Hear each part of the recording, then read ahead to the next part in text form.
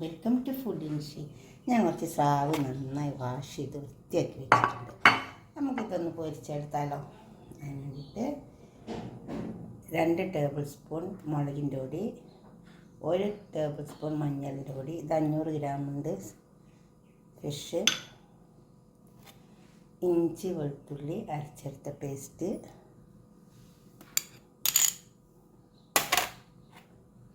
കുരുമുളകിൻ്റെ പൊടി, പെരുംജീരകത്തിൻ്റെ പൊടി,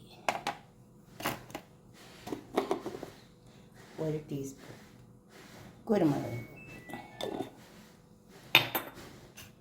കുറച്ച് ഗരം മസാല പൗഡർ,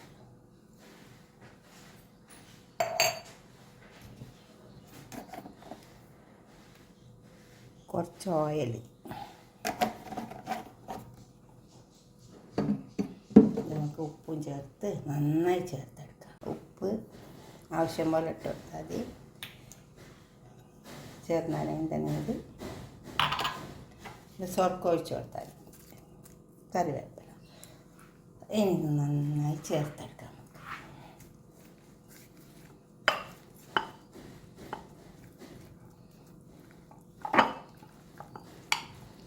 നന്നായി പൊരിച്ചെടുത്താൽ നല്ല ടേസ്റ്റ് ഉണ്ടാവും കേട്ടോ. സ്രാവ്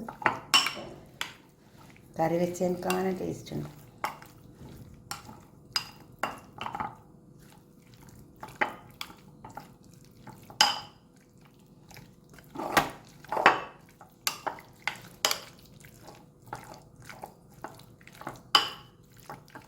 ഇതൊരു 10 മിനിറ്റ് വരെ ഇരിക്കട്ടെ. അതുമൂലമൊക്കെ നന്നായി ചേർന്ന് വരും. നമുക്കിത് പൊരിച്ചെടുക്കാം. കുറച്ച് കോൺഫ്ലവർ ഇട്ട് കൊടുക്കാം. അപ്പോൾ നല്ല ക്രിസ്പി ഉണ്ടാവും.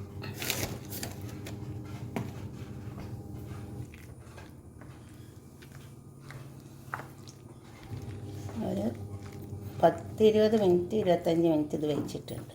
അപ്പോൾ അത് നല്ല ടേസ്റ്റ് ഉണ്ടാവും.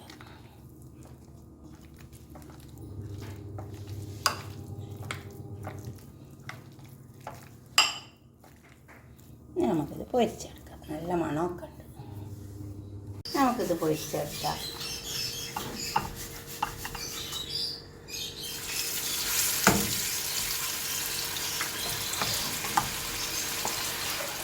പിന്നെ പഴക്കുമ്പോൾ തന്നെ കറിവേപ്പിലൊക്കെ ഇട്ടിട്ടുണ്ടെങ്കിൽ പിന്നെ മസാല ഒന്നും അടിച്ചിരിക്കില്ല. അല്ലെങ്കിൽ 1 മണി അരി ഇട്ട് കൊടുത്താൽ മതി. അപ്പോൾ തീരെ പറ്റില്ല.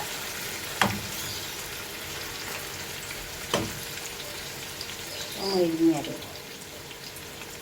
ഇനി നമുക്ക് പൊരിച്ചതൊക്കെ കോരിയെടുക്കാം.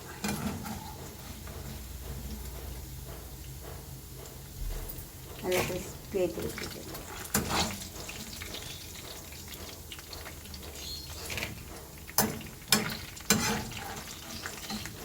ഇതൊക്കെ നല്ലോണം കോരിയെടുക്കാം. പൊരിച്ച ഓയിൽ തന്നെ ചൂടായി വന്നിട്ടുണ്ട്. അതിലേക്ക് കുറച്ച് സവാള ഇട്ടെടുക്കാം.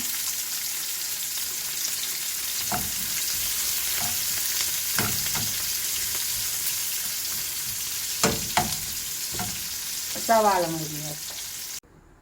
കുറച്ച് ഇഞ്ചി ഇട്ട് കൊടുക്കാം. അപ്പോൾ തന്നെ കുറച്ച് ചില്ലി ഫ്ലെക്സ് ഇട്ട് കൊടുക്കാം. പിന്നെ കുറച്ച് പച്ചമുളക് ഉണ്ട്. ഞാൻ 3-4 പച്ചമുളക് ഇങ്ങനെ മുറിച്ചിട്ടിട്ടുണ്ട്. അതിട്ട് കൊടുക്കാം. കുറച്ച് തേങ്ങ.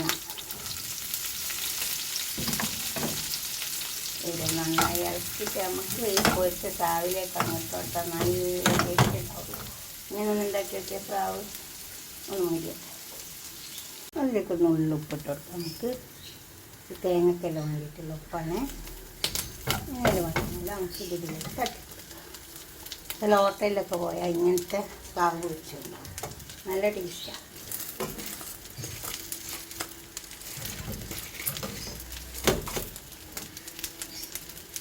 സ്രാവ് പൊരിച്ച് തട്ടിച്ചിട്ട് നല്ലോണം ഇങ്ങനെ എല്ലാം ഇറക്കി ചേർത്തിട്ട് ഇതുപോലെ ഒന്ന് ഉണ്ടാക്കി വയ്ക്കാം. നമുക്കൊരു പാത്രത്തിൽ സേവ് ചെയ്യാം. ഇതുപോലെ ഉണ്ടാക്കി നല്ല ടേസ്റ്റ് ഉണ്ടാവും.